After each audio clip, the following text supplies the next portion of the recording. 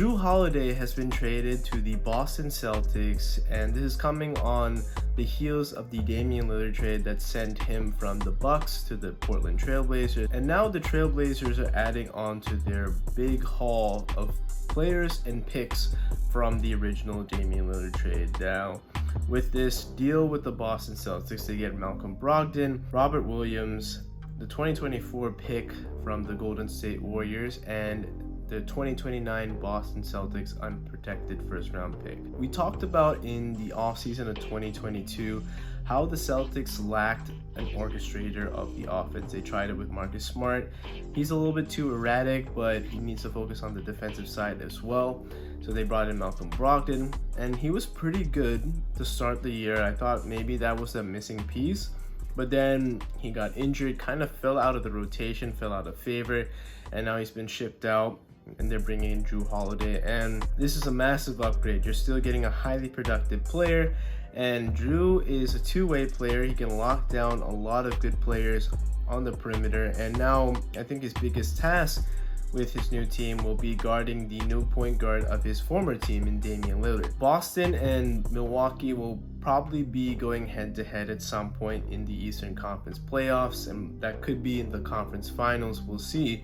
But these are the two top teams in the Eastern Conference. I think with Philly, what they're doing, and with this James Harden stuff in the air, I'm sure they're going to take a small step back. And I haven't really seen any other team to really take that step to move into this tier. Yes, Miami made the finals, but they were really banking on this Damian Lillard trade. And now they're running it back minus Gabe Vincent and a couple other pieces. So I don't think they're up to the level of the Celtics and Bucks. For Boston, this adds to a really good lineup, because what we're having now, we have Jrue at the 1, probably have Jaylen Brown at the shooting guard position. He is not quite a two-way player, but he's still a very good defender, and coming off his best year offensively, I think he'll build off of that. Jason Tatum. Then you have Porzingis, who can be a great weak side shot blocker and still give you a little bit more offense than what you expected. And then you have Al Horford probably being the center in the middle.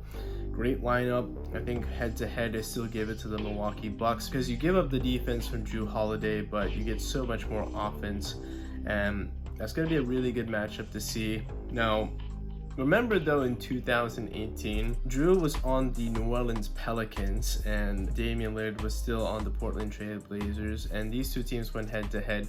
Jrue did a great job locking up Damian Lillard. Now, that is a long time ago, it was just one series, but it's something to watch. Obviously, Jrue being slightly younger, gonna give him a little bit more of an edge in trying to limit the damage that Damian Lillard can do.